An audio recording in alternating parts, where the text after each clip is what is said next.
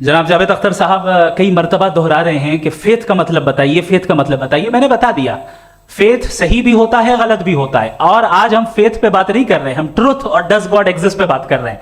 क्या does God exist, ये truth यानी गॉड है या नहीं है, इसमें से दोनों ट्रुथ क्या है। अब आप उसे फेथ कह लें, बिलीफ कह लें, नॉट माई बिजनेस।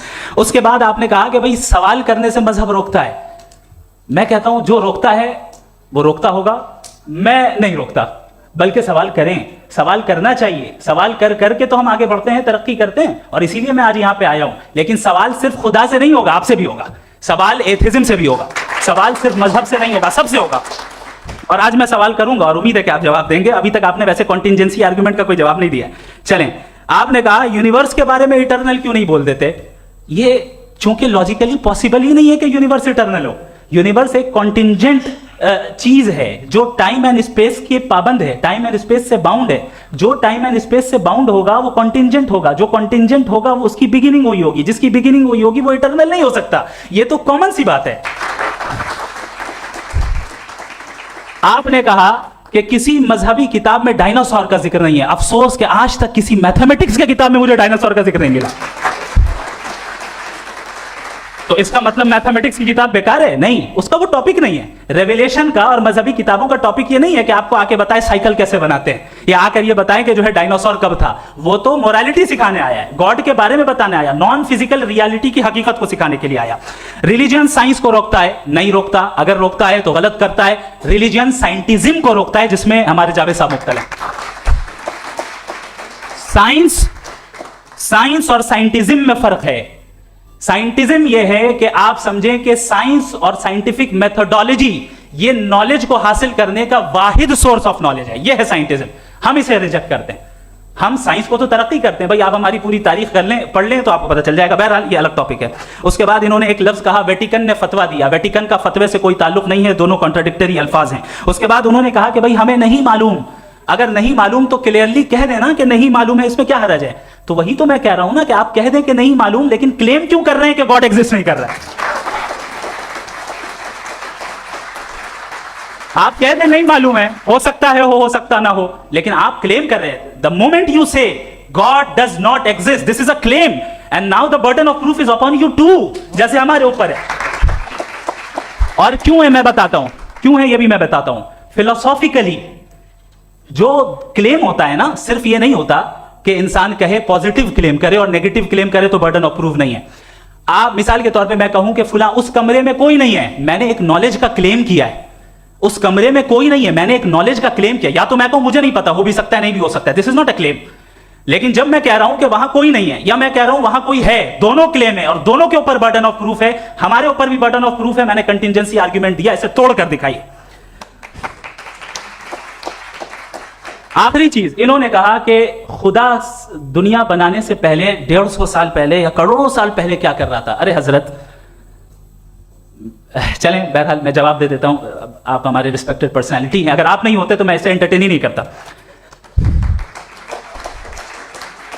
टाइम, ये 100 साल पहले या 100 साल बाद, पहले बाद में अभी, ये वो अल्फाज हैं जिनका ताल्लुक टाइम से है। टाइम शुरू ही हुआ है यूनिवर्स की बिगिनिंग के बाद, तो उसके पहले खुदा क्या कर रहा था। सवाल इलॉजिकल है, ये फेलेसी है। यानी आप ये कह रहे हैं कि यूनिवर्स के बनने से पहले खुदा क्या कर रहा था। टाइम के बनने से पहले, पहले का ताल्लुक टाइम से, टाइम उस वक्त था ही नहीं, तो ये सवाल ही इनवैलिड है खुदा के ताल्लुक से। दूसरी चीज, आर्ग्यूमेंट ऑफ कंटिजेंसी जो मैंने आपके सामने पेश की है, आपने बार बार ये प्रूफ किया और ये कह रहे हैं कि गॉड ऑफ गैप्स। देखिए, पहले नहीं मालूम था, साइंस ने कर दिया। सिंपल की मिसाल से मैं समझा देता हूं। जिस गैप्स की आप बात कर रहे हैं ना, साइंस उन गैप्स को जिन चीज के जरिए भी प्रूव करेगा वो कॉन्टिंजेंट ही होगा। अब चाहे वो फोर्स हो, मैटर हो या एनर्जी हो।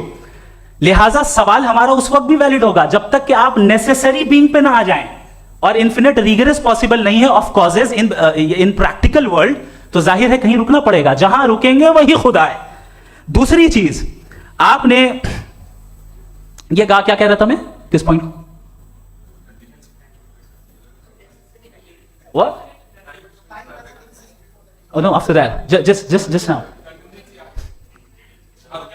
हाँ, जहां रुकेंगे वही खुदा है। बहरहाल, तो टाइम का जिक्र हो गया, गॉड ऑफ गैप, सॉरी, या इसकी एक मिसाल आप ले लें। एक कार है, एक साहब ने देखा कि भाई कार जो है उसके व्हील्स कितने अच्छे लगे हुए हैं सही जगह पे, स्टीयरिंग जो है कितने अच्छे जगह पे लगी हुई है, और सीट्स कितने वेल डिजाइंड है, कितनी प्रिसाइजली ये कार काम कर रही है, तो जरूर कोई ना कोई इसे क्रिएट किया है, किसी ने क्रिएट किया है। अब जावेद साहब आए और कहे अरे जनाब बोनेट खोलिए, इसमें इंजन है, इंजन इस कार को चला रहा है, hence prove no one has created the car. This is illogical, this is irrational. आपने इंजन के जरिए उस गैप को तो साबित किया, लेकिन क्या उससे कार की जो क्रिएशन है और उसका जो क्रिएटर है ये इंपॉसिबल हो जाए? ऐसा पॉसिबल है? उसका सवाल खत्म हो जाए? ऐसा पॉसिबल है? नहीं। आपने गैप्स को फिल करके, कॉन्टिंजेंट चीजों से गैप्स को फिल करके हमारे ऑब्जर्वेशन को और ब्रॉड कर दिया। अब हमें और पता चल गया कि ये जो कार है इसका सिस्टम कितना ज्यादा कॉम्प्लेक्स है। पहले कम समझते थे, अब कॉम्प्लेक्सिटी और ज्यादा वाजे हो गई। अब हमें समझ में आ रहा है कि हमारी सर्टेनिटी और बढ़ गई कि जरूर इस कार को किसी ना किसी ने बनाया। यही मामला यूनिवर्स का है। साइंस हमेशा फिजिकल वर्ल्ड की चीजों को ही फिल करती जाएगी और फिजिकल चीजों से ही करती जाएगी, क्योंकि एम्पेरिकल एविडेंस का ताल्लुक फिजिकल वर्ल्ड से है। आप साइंस के जरिए मेटाफिजिकल रियलिटी को कभी साबित नहीं कर सकते। ये रॉन्ग टूल का इस्तेमाल करना है। ये वही काम है कि आप मेटल डिटेक्टर से प्लास्टिक डिटेक्टर करने चलें, जो कि जाहिर है सही नहीं है। थैंक यू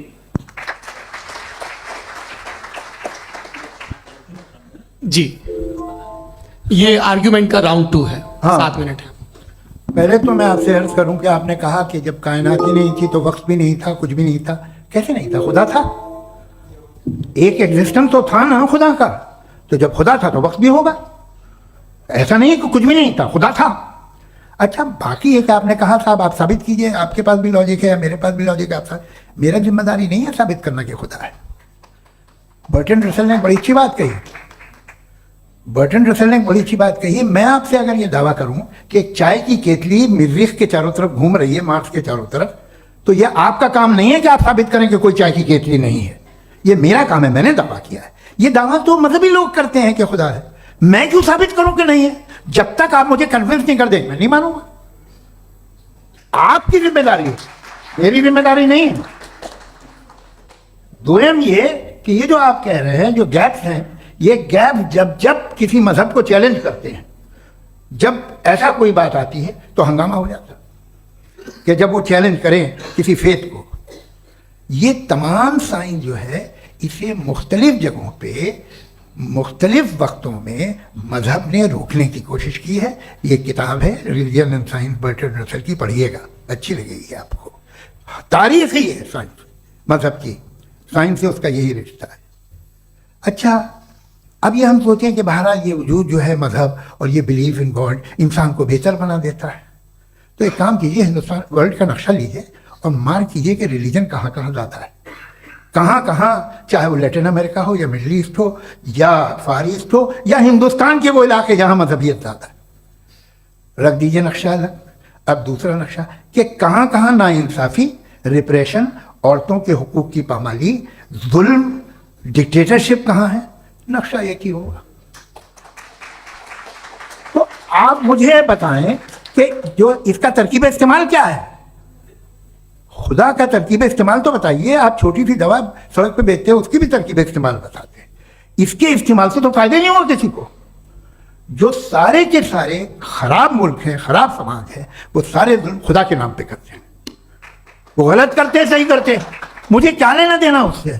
इस्तेमाल से मालूम होता ना। एक विस्की की बोतल कभी शायद देखी हो आपने, लाल रंग की होती है, उस पर रोशनी और छिपड़ी इंतहाई खूबसूरत लगती है, क्या बिगाड़ रही है किसी का? उसका इस्तेमाल गलत है, इसलिए आप उसे नापसंद करते हैं।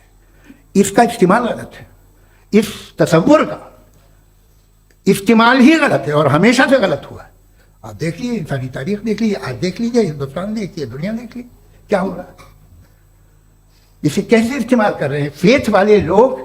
क्या फेयर हैं, जस्ट हैं, जो अपने खुदाओं पे यकीन रखते हैं? वो किस तरह के लोग हैं?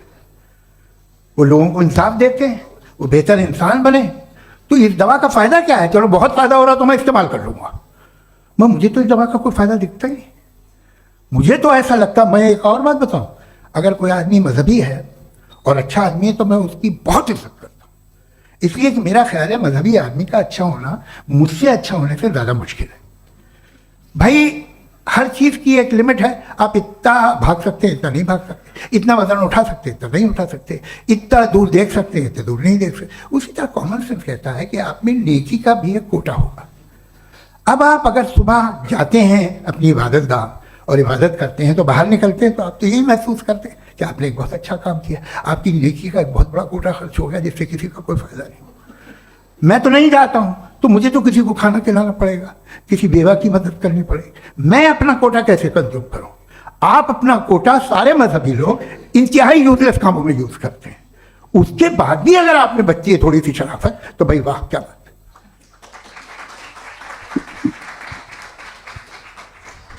एक तो मुझे ये बात बहुत अच्छी लग रही है कि दोनों ही विद्वान समय को मानते हैं और बहुत समय से अपनी दलीलें और बाज दफा समय से पहले अपनी तकरीरें पूरी करके अपनी अपनी कुर्सी पर बैठ रहे हैं। ये इस आर्ग्यूमेंट का राउंड 2 पूरा हुआ। अब रिबटल का राउंड 2 है और उसके बाद क्रॉस एग्जामिनेशन होगा।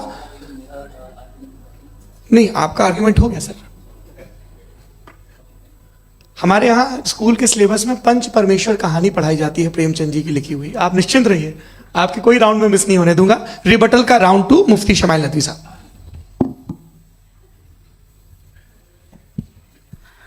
असल में जो हकीकी प्रॉब्लम है, असल प्रॉब्लम है वो ये है कि जावेद साहब के पास कॉन्सेप्ट ऑफ गॉड क्लियर नहीं है। इन्होंने कहा कि कायनात से पहले खुदा तो था तब भी तो टाइम होगा। ये टाइम कायनात का हिस्सा है। हम उस खुदा को मानते हैं नेसेसरी बीइंग का टाइमलेस होना जरूरी है क्योंकि वो टाइम का क्रिएटर है। जब उसने टाइम को क्रिएट किया तो वो खुद टाइम पे कैसे होगा? उसने जब स्पेस को क्रिएट किया तो खुद स्पेस में कैसे होगा? अगर वो टाइम एंड स्पेस को पहले से ही उसका पाबंद है तो फिर किस चीज को उसने क्रिएट किया? लिहाजा ये सवाल गलत है कि खुदा था तो टाइम होगा। बिल्कुल नहीं, टाइम के पाबंद हम हैं, खुदा नहीं है। हम फिजिकल वर्ल्ड से ताल्लुक रखते हैं, वो मेटाफिजिकल रियलिटी है।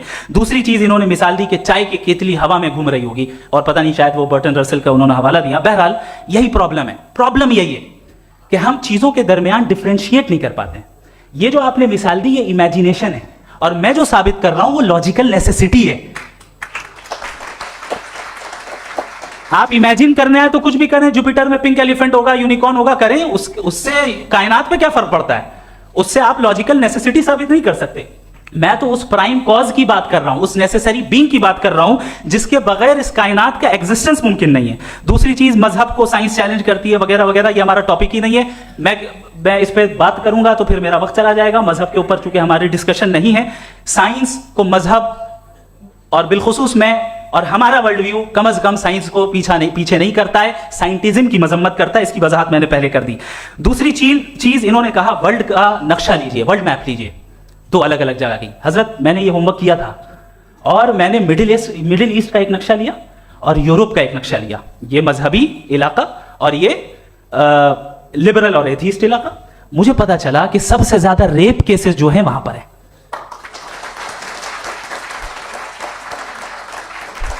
मुझे ये पता चला यूएन की रिपोर्ट के मुताबिक, मैं ये अपने घर से नहीं लेके आ रहा, कि जो वर्किंग वुमेन है यूरोपियन कंट्रीज में उसमें 81% वुमेन सेक्सुअल हैरेसमेंट का वर्क में शुमार हो रही है। ये मिडिल ईस्ट में नहीं हो रहा है, वो मजहबी लोग हैं इसलिए नहीं हो रहा है।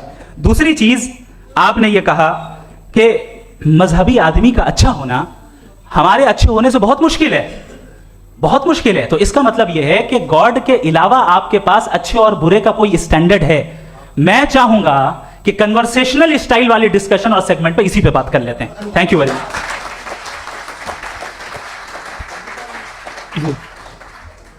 ये रिबटल का राउंड 2 है। आपके पास 5 मिनट का वक्त है और इसके बाद क्रॉस एग्जामिनेशन शुरू करेंगे। आप चाहें तो जो इन्होंने सवाल पूछे उनके जवाब आप रिबटल में भी दे सकते हैं। जी जी, देखिए पहले तो ये बात कि ये मिसाल गलत है। इन्होंने पहले ही हमको डिसार्म कर दिया। कह लिया अकल से मामला सॉल्व नहीं हो सकता, लॉजिक से आप पहुंच नहीं सकते। ये एक मेटाफिजिकल चीज़ है। मेटाफिजिकल अजीब सा लफ्ज़ है, ठीक से किसी को माने नहीं मालूम इसके, तो ऐसा लगता है कुछ बड़ी चीज़ है। अरे भाई क्या होता है मेटाफिजिकल, बताओ, खड़ी हो। ये एक लफ्ज़ है जो कहीं भी इस्तेमाल हो जाता है। जब आप एक बात कर रहे हैं और आप मुझसे बहस कर रहे हैं तो मुझे मेटाफिजिकल मत बताइए, आप लॉजिकली मुझे प्रूव किए। और अगर लॉजिकली आप नहीं बात करते साहब ये मेटाफिजिकल है, तो फिर हम आप बात क्या कर रहे हैं? मेरा आपका किस जबान में कॉन्वर्सेशन होगा? और ये कहना कि वक्त पहले नहीं था तो फिर क्यों कहते हैं ये हमेशा से हमेशा रहेगा? हमेशा वक्त है, तो आप कैसे कहते हैं वो हमेशा से है और हमेशा रहेगा? हमेशा का मतलब है कोई वक्त, अगर वक्त ही नहीं है तो हमेशा कैसे? बाहर वो रहेगा। अब मैं ये देखता हूँ, आपने कहा ना कि वहाँ रेप ज़्यादा होते हैं, तो हम एक बात देखते हैं, ये दुनिया जिसपे वो कादर मुतलक है, जिसकी मर्जी के बगैर पत्ता भी नहीं हिलता, ओमनीपोटेंट है, ये दुनिया चल कैसे रही है? और इस दुनिया का हाल क्या है? 45,000 बच्चे जो 10 साल की उम्र से कम थे वो गाजा में मरे। भूख से काला हांडी में बच्चे मरते हैं और डिप्थेरिया से मरते हैं। डिप्थेरिया अजीब मर्ज है, गले में जाली बनना शुरू होती है, बच्चा नीला हो जाता है, गरीब का बच्चा, इसलिए कि उपास ये कादर मुतलक है जो चाहे कर दे। इसलिए आप दुआएं मांगते हैं हमारी, ये काम कर दे वो कर दे, तो इसका मतलब डे टू डे लाइफ में वो इंटरफेयर करता है और ये देख रहा है वो। अगर वो वाकई भी है फॉर डिस्कशन से, तो मैं जब दुनिया देखता हूं तो मेरे दिल में उसके लिए कोई इज्जत नहीं पैदा होती। ये क्या कर रहे हो तुम पूरे ऑल पावरफुल हो, ओमनीपोटेंट हो, ओमनी प्रेजेंट हो, तुम तो वहां गादा में रहे होगे ना, तुम हर जगह हो। तुम देख रहे थे कि बच्चे की कैसे धज्जियां उड़ रही, तुम देख रहे थे और तुम चाहते हो मैं तुम्हारी परस्तिश करूंगा, तुम हो भी। अरे यार, इसके अच्छे तो हमारे चीफ प्राइम मिनिस्टर हैं, कुछ तो ख्याल करते हैं। क्या बात है, आप किसकी इबादत कर रहे हैं? अगर वो है भी, ये दुनिया नाइंसाफी से, जुल्म से, जबर से, तशद्दुद से भरी हुई, और आप ये मत कहिएगा कि वो देख रहा है और वो बताएगा एक दिन। अगर वो देख रहा है और इंटरफेयर नहीं करता तो आप दुआ क्यों मांगते? आप कहते हैं मेरा ये काम करा दे, इसके मतलब है वो दखल दे सकता है, वो आपको नौकरी दिलवा सकता है, भले दूसरे आदमी को ना मिले, मगर आपका काम कर देगा चूंकि आपने दुआ मांगी है। तो जब वो आपको नौकरी दिला सकता है, लड़की की शादी कर सकता है, बेटे को ग्रीन कार्ड दिलवा सकता है, तो कम से कम ये जो मर रहे हैं बच्चे, इनको रोक दे, कुछ तो करे। मुझे तो दुनिया में, इस दुनिया का कोई मालिक है, इसका ओमनीपोटेंट कोई रूलर है, और ये दुनिया ऐसी चल रही है। मैं तो चाहूंगा कि भाई ना हो, अगर हो तो बड़ी शर्मिंदगी की बात है। शुक्रिया।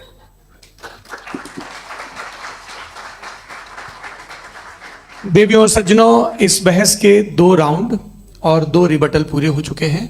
अब सबसे जरूरी और सबसे मुश्किल राउंड शुरू हो रहा है, क्रॉस एग्जामिनेशन का। अब इन विद्वानों की सज्जनता की एक परख भी होगी और वक्त हमने 16 मिनट का तय किया है। पहला सवाल आप पूछना चाहेंगे? जी बिल्कुल। पहले बोले भी आप माइक ले लीजिएगा हाथ में, ये नीचे से। जी मैं बोलता हूँ, ये डायस हटा सकते हैं क्या हम थोड़ा क्विकली? डायस पीछे कर दीजिए बस थोड़ा सा, ताकि ये जो दाएं बाएं लोग बैठे हैं इसे हटा ही दीजिए, वरना वहां तो जाने वाले नहीं। आराम से आराम से दोनों तरफ से हटा दीजिए।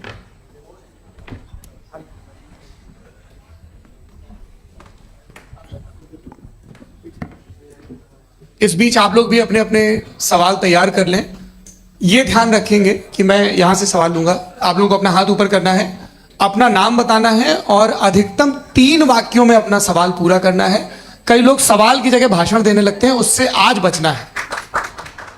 जी मुफ्ती साहब, पहला सवाल आपका, 16 मिनट है, हम दोनों लोगों के सवाल लेंगे। जी बहुत शुक्रिया। आपकी जो अभी बात हुई बहुत अहम थी, मैं इसको चाहूंगा कि आगे डिस्कस करूं, लेकिन चूंकि अभी ये वो सेगमेंट है क्रॉस एग्जामिनेशन, तो सबसे पहला सवाल आपसे ये है कि जो मैं इतनी देर से कॉन्टिंजेंसी आर्ग्यूमेंट आपको बता रहा था, ये अकल से ही बता रहा था हजरत, आप ये बताएं कि आप इन्फिनिट रिग्रेस ऑफ कॉजेस को पॉसिबल मानते हैं या नेसेसरी बीइंग के एग्जिस्टेंस को सही समझते हैं? चूंकि 2 ही ऑप्शन हो सकता है, आप ये बताएं। देखिए, आपको मैं ईमानदारी से बात करूँ, एक तो मैं कॉन्टिजेंसी वर्ड ठीक से समझता हूँ, और इस वक्त भी जो आपने अंग्रेजी के अल्फाज इस्तेमाल किए वो ज़रा थोड़े से मुझे डिफिकल्ट और कॉम्प्लिकेटेड लगे, तो आप ज़रा सिंपल जबान में सवाल कर सकते हैं? बिल्कुल कर सकता हूँ। जी। यूनिवर्स की हर चीज कॉन्टिंजेंट होने का मतलब यह है कि वो अपने एग्जिस्टेंस में किसी के ऊपर डिपेंडेंट है। जो भी चीज डिपेंडेंट होगी वो चीज इंडिपेंडेंट नहीं हो सकती, तो उसका कोई ना कोई कॉज होगा। तो अब आप क्या समझते हैं कि ये इन्फिनिट रिग्रेस है, यानी कॉज पर कॉज, कॉज पर कॉज, कॉज पर कॉज, और कभी कोई यानी एंडलेसली चलता रहा? क्योंकि अगर ऐसा होगा तो हम तो एग्जिस्टेंस में आते ही नहीं, लॉजिकली ये मुत्तफक अलैह चीज है, मुत्तफक अलैह अग्रीड अपॉन। इस पे हमने एग्री किया था कि मुश्किल शब्द आएगा तो अर्थ बताना पड़ेगा। तो इन्फिनिट रिग्रेस तो पॉसिबल नहीं है, तो कहीं ना कहीं आपको रुकना पड़ेगा ऐसे नेसेसिटी पर। नहीं, कोई जरूरत नहीं रुकने की। किसने कहा आप रुकना पड़ेगा? आप रुकते हैं खुदा पे, आप नहीं रुकते। आप कहते हैं वो हमेशा से, जब उस वक्त से है जब वक्त नहीं था। आप कहाँ रुकते हैं कि अब हुआ था वो? आप नहीं कहते। हम क्यों नहीं मान सकते कि यूनिवर्स जो है और बल्कि मल्टीवर्स जो है वो हमेशा से है, वो बनती है, सब बिगड़ती contingent है। एक हमारे यहाँ एक चीज़ है, ब्लैक होल, वो समेट लेता है वापस, फिर ब्लास्ट होता है, फिर फैल जाता है। और इसमें हमारी तो खैर कोई औकात ही नहीं है इंसान की। एक छोटे से जर्रे पे हम 50-60 साल की उम्र रखते हैं, जो करोड़ों अरबों साल की कायनात है उसमें, और पैदा भी नहायत ही बेहुदा वजह से हुए थे। तो इसमें ये सोचना कि इसकी वजूहात और ये क्यों है, ये डिपेंडेंट है, ये हम देख रहे हैं। क्या मालूम? आप सोचिए कि ये जो फैल रही है कायनात, ये कहाँ फैल रही है, ये कहाँ जा रही है, और ये फैल क्यों रही है? अरे बना ली थी तुमने, रुको भैया, काफ़ी है। ये फैल क्यों रही है? ये और कौन सी कायनात जिसे मैं दूरबीन से देखता हूँ तो 2 बिलियन लाइट ईयर पे है, उससे मेरा कोई वास्ता ही नहीं है। 2 बिलियन ईयर यानी अगर मैं 80,000 माइल्स पर सेकेंड से चलूं तो 20 करोड़ साल में वहां पहुंच जाऊंगा। इसकी जरूरत क्या थी? ये दुनिया, ये कायनात तो इंसान अशरफुल मखलूकात के लिए बनाई गई ना। तो ये सब ये टर्म समझ में नहीं आया, इसमें कोई खास समझने वाली बात थी भी नहीं। ये जो अल्टीमेट कहा यह जाता है कि ये जो पूरी यूनिवर्स है, ये जो दुनिया है, ये इंसान के लिए बनाई गई। अच्छा, ये सब इंसान के लिए। क्यों साहब? सही है ना? बिल्कुल, लेकिन इसका ये मतलब नहीं कि किसी चीज के पीछे रीजन आपको नहीं पता तो रीजन नहीं है, इसे कहते हैं नहीं argument from limited perspective। मुझे नहीं पता, लेकिन मेरी जिम्मेदारी नहीं है। वो बिल्कुल सही कहा था उसने, बर्टन रसल ने। आपने उसे मजाक में टाल दिया कि भाई आप एक दावा कर रहे हैं, मैं क्यों कहूं कि ये गलत है दावा? आप प्रूफ कीजिए, मेरे पे जिम्मेदारी ही नहीं है, मैंने थोड़ी कहा है। आप प्रूफ कीजिए कि ये सही है। आप आर्ग्यूमेंट ऑफ कंटिजेंसी आप का जवाब कोई ही नहीं दे सवाल रहे हैं। पूछना चाहेंगे? है? आप सवाल पूछना चाहेंगे मुफ्ती साहब से? क्योंकि ये क्रॉस एग्जामिनेशन का दौर है। आप जैसे पहले बोल रहे थे फेथ को लेकर कुछ। मैं ये पूछना चाहूंगा कि खुदा ने जो भी रेवलेशन किए हैं, एक मजहब के लिए बहुत से मजहबों में किए हैं, अलग अलग रेवलेशन है। कहीं कुछ एक बातें हैं, कॉन्ट्रडिक्शन भी है आपस में। कहीं कुछ आप कर सकते हैं, कहीं कुछ नहीं कर सकते। ऐसा नहीं है कि सबकी कोड ऑफ मॉरल एक है। तो ये किस्सा क्या है? अब आप ये देखिए कि मुझे कभी कभी लगता है कि जो फुटबॉल फाइनल होता है, लाखों लोग होते हैं, फिर वो टीवी कवर कर दी, करोड़ों लोग, अगर उसमें खुदा की एक बूमिंग आवाज आ जाती, मैं गॉड हूं, तो सारे लोग अभी सुन लेते और टीवी पे भी सुन लेते, किस्सा खत्म होता।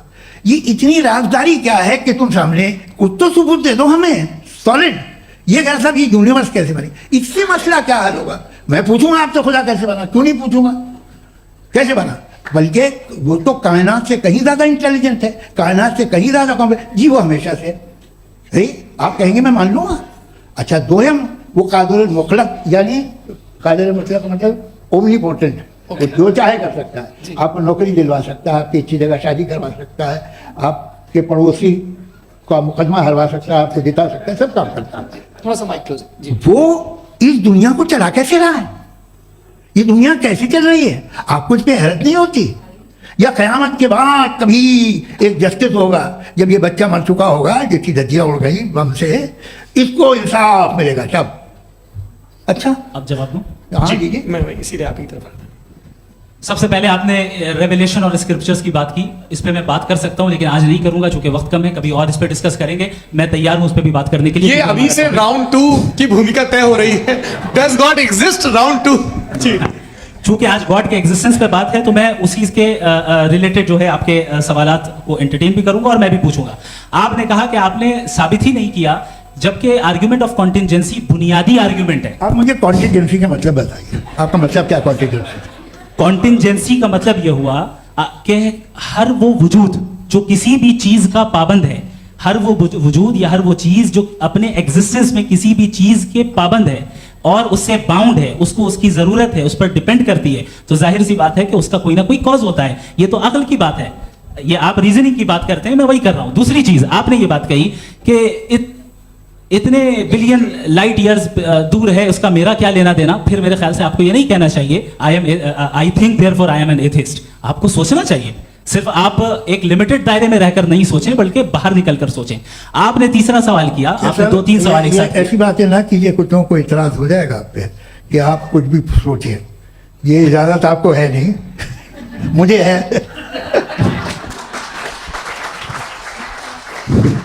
जी, आपने प्रॉब्लम ऑफ इविल के ताल्लुक से सवाल किया और बार बार आप एक लफ्ज रिपीट कर रहे हैं कि ओमनीपोटेंट गॉड है, ऑल पावरफुल गॉड है। यही तो दरअसल समझना है कि गॉड का कॉन्सेप्ट क्या है। प्रॉब्लम ऑफ इविल जो है, प्रॉब्लम ऑफ इविल दर हकीकत 2 असम्पशंस पर कायम है। अगर आप इन 2 असम्पशंस को समझ जाएं तो ये प्रॉब्लम नहीं रहेगी, आर्ग्यूमेंट आपको समझ में आ जाएगी कि ये कोलैप्स कर जाता है। पॉइंट नंबर 1, यानी जो आपका सबसे पहला फॉल्स असम्पशन है कि गॉड मर्सीफुल है, ओमनीपोटेंट है, दुनिया में जुल्म हो रहा है। लेकिन आपको यह समझना चाहिए कि हमारे वर्ल्ड व्यू के मुताबिक गॉड सिर्फ ओमनीपोटेंट और सिर्फ मर्सीफुल नहीं है, बल्कि वो ऑल वाइज भी है और वो ऑल नोइंग भी है। उसके हर काम के पीछे हिकमत और विजडम है। ये कोई जरूरी नहीं है कि वो हिकमत और विजडम आपको समझ में आए या मुझे समझ में आए। अगर आप जो समझ रहे हैं उसके मुताबिक आप फैसला कर रहे हैं, ये लिमिटेड पर्सपेक्टिव से आर्गुमेंट है। और इस चीज को हम अपनी दुनिया में, अपने लाइफ में, डेली लाइफ में इस प्रिंसिपल को एक्सेप्ट करते हैं। हम जब किसी डॉक्टर के पास जाते हैं, डॉक्टर के पास जाकर वो अगर उसने हमें कोई दवाई दी है तो हम ये तो नहीं कहते कि जब तक आपके पास जितना नॉलेज और जितना विजडम नहीं है, आपने क्यों ये दवाई दी है, तब तक हम इस चीज को एक्सेप्ट नहीं करेंगे। नहीं कहते, हम उसकी अथॉरिटी को तस्लीम करते हैं। क्यों? क्योंकि उसकी हम जानते हैं कि वो नॉलेजेबल है, वो विजडम वाला है, हमसे ज्यादा नॉलेज और हमसे ज्यादा विजडम है। मैंने डॉक्टर में और खुदा में बड़ा लिखा से डॉक्टर पढ़ा लिखा होता है एक, तो मैं उसकी बात सुनूंगा। 2 ये नहीं, कुछ जवाब तो ये भी नहीं है सर प्लीज, आप अगर सब ऑडियंस से बोलने लगेंगे तो फिर मतलब नहीं सिविलाइज्ड बहस का। मतलब आप ये कहें कि चूंकि आप डॉक्टर पे बिलीव करते हैं इसलिए खुदा पे बिलीव कीजिए, क्या ये मिसाल आपको समझाने के लिए आर्गुमेंट है, इस पे आपको एतराज नहीं है। तो सिंपल बात ये है कि मैं अगर ये यकीन कर रहा हूँ कि एक ओमनीपोटेंट उसकी मसलहत है, ये जो बच्चे मर रहे हैं ये मसलहत है उसकी, मुझे नहीं चाहिए थी मसलहत, उसकी मसलहत नहीं, यही तो समझना है। मतलब एक्सपीरियंस। अच्छा, इस आपने अभी मेरी बात पूरी सुनी नहीं। मैंने कहा आपका पूरा आर्ग्यूमेंट 2 फॉल्स असम्पशंस पर है। एक फॉल्स असम्पशन मैंने बता दिया, दूसरा फॉल्स असम्पशन यह है कि इस दुनिया में इविल के होने का कोई गुड रीजन नहीं है, जबकि हमारे पास बाज रीजंस मौजूद हैं, हमारे पास बाज वजूहात मौजूद हैं। अगर इस दुनिया में इविल ना हो तो आप गुड को डिफाइन कैसे करेंगे? अगर जुल्म ना हो आप इंसाफ को समझेंगे कैसे? अगर तारीकी ना हो तो आप लाइट को समझेंगे कैसे? बहुत अच्छे। अभी और सुन लें, अभी और बाकी है। ये तो बात बहुत पसंद आई साहब मुझे कि जब तक रेप ना हो तब तक औरतों की इज्जत का ख्याल आपने मेरा जवाब पूरा सुना ही नहीं। जब तक के बच्चों का कत्ल ना किया जाए तब तक आपको बच्चों की मासूमियत की इज्जत। आपने पूरा जवाब सुना ही नहीं। क्या बात, क्या आपने नुक्ता निकाला? आपने पूरा जवाब सुना ही नहीं। आप सुन लें, मेरी बात सुन लें। ये मैंने आपको एक चीज बताई। दूसरी चीज, इस दुनिया में हम आए हैं टेस्ट के लिए, हमारा टेस्ट हो रहा है और हर इंसान का अलग अलग अंदाज में टेस्ट होता है। और इस दुनिया में अगर इविल मौजूद है तो वो इविल जरिया है हमारे अंदर ह्यूमन नोबल क्वालिटीज को डेवलप करने का और अलग अलग फील्ड में प्रोग्रेस करने का। और अगर हमारे अंदर और इस दुनिया में इविल नहीं होता तो बताइए टेस्ट का मतलब क्या होता? अगर मैं अपने स्टूडेंट को एमसीक्यूज दूं और उसमें सिर्फ राइट आंसर लिख कर दे दूं और कहूं तुम्हारा टेस्ट हो गया, ये मीनिंगलेस है। इस दुनिया में अगर हम टेस्ट के लिए आए हैं तो जाहिर है गुड एंड इविल दोनों मौजूद है। तो अगर गुड एंड इविल दोनों मौजूद है तो ये इविल भी खुदा का बनाया हुआ है। जी हाँ, खुदा का बनाया हुआ है। लेकिन अच्छा, चलो अच्छी बात। जी बिल्कुल, तो बिल्कुल खुदा ने मतलब बनाया। अभी तो ये है कि जो मेजॉरिटी है दुनिया में वो इविल है, तो ये खुदा एक्चुअली इविल के साइड पे लग रहा है मुझे। बिल्कुल भी नहीं, मैं बताता हूं। मेजॉरिटी में तो वो है। क्या बात कर रहे हैं भाई आप? मैं बहुत- कोई भी जो मुंसिफ होगा, चाहे आपका अपना घर हो जिसके आप सबसे बड़े हैं, चाहे आपकी ऑर्गेनाइजेशन हो जो आप चलाते हैं, वहां पर आप इविल रखेंगे साबित करने को कि बाकी लोग शरीफ हैं। मेरी बात सुनिए। क्या ये आर्ग्यूमेंट ही गलत है? अगर- कि जब तक के कोई इविल नहीं होगा तब तक के शरीफ आदमी शरीफ नहीं लगेगा। अगर एग्जामिनर गलत ऑप्शन दे रहा है तो एग्जामिनर इविल नहीं हो गया। जो गलत ऑप्शन को सेलेक्ट कर रहा है वो फेल होगा। क्रिएटर ने इविल को बनाया है लेकिन वो इविल नहीं है। अच्छा। सुनिए मेरी बात, एक- लेट मी कंप्लीट सर। जी, जी। क्रिएटर ने इविल को बनाया है टेस्ट के लिए, वो इविल नहीं है। इविल वो होगा जो उसे इख्तियार करेगा। छुरी को बनाने वाला गलत नहीं होता है, छुरी का गलत इस्तेमाल करने वाला गलत होता है। रेप को कैसे गलत इस्तेमाल करते हैं? रेप इंसान के फ्री विल का नतीजा है। ये रेप कैसे गलत इस्तेमाल होता है? ये मुझे अब सुन ले, अब सुन ले। गलत इस्तेमाल होता है। हाँ मैं बता रहा हूँ रेप कैसे गलत ना, मैं बता रहा हूँ जी। कि जो इविल इस दुनिया में मौजूद है उसके कई सारे तरीके हैं। एक तरीका इंसान का अपना फ्री विल है। अब अगर कोई रेपिस्ट रेप कर रहा है तो इसका गॉड का कसूर नहीं है, वो अपने फ्री विल का गलत इस्तेमाल कर रहा है, उसको सजा मिलनी चाहिए। अच्छा। और उसी के लिए जहन्नम बनाई गई है। ये फ्री विल का भी बड़ा चक्कर। आप जब कोई बुरा काम करते हैं, कोई बुराई होती है, तो ये कहा जाता है कि ये फ्री विल है। 7 billion free wills are moving on this planet. 7 billion free will. और एक आदमी अपनी फ्री विल से मुझे कत्ल कर दे तो मैं खुदा की मर्जी से मरा हूं कि इसकी फ्री विल की वजह से? मेरी मौत खुदा के हाथ है या ये फ्री विल वाले के हाथ है? खुदा ने फ्री विल का निजाम बनाया है और उस निजाम का गलत इस्तेमाल करके कोई आपको मार रहा है, इस्तेमाल करके मेरा कत्ल कर देता है। अब मेरी मौत का जिम्मेदार कौन है? वो इंसान जिम्मेदार है। वो इंसान। जी। तो ये कहना कि और उसको सजा मिलेगी। तो अब आप आगे चलिए कि ये तय करना कि अल्लाह ही या अल्लाह ने खुदा ही जिंदगी देता है, खुदा ही मौत देता है, ये गलत है। बिल्कुल गलत नहीं है। हाँ, नहीं। निजाम उसी ने बनाया फ्री विल का। निजाम मौत और हयात को उसी ने बनाया। You are contradicting yourself. अभी आपने कहा कि एक आदमी ने फ्री विल से आपको मार दिया, इसमें उसे फ्री विल दी गई थी, उसने गलत इस्तेमाल किया। 7 billion free wills are moving on this planet और आप चाह रहे हैं कि मैं सिर्फ खुदा का ध्यान करूं।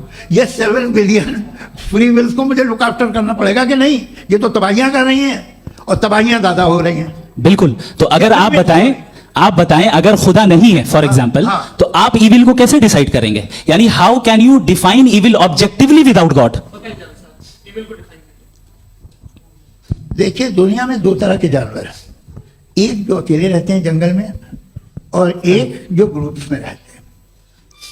ग्रुप में जो भी रहेगा, चाहे वो आपका फाउंडेशन हो, चाहे कोई क्लब हो, चाहे कोई पॉलिटिकल पार्टी हो, चाहे कोई यूनिट हो, उसमें आपको इंटरैक्ट करने के रूल बनाने पड़ेंगे। यानी लोग तय करेंगे।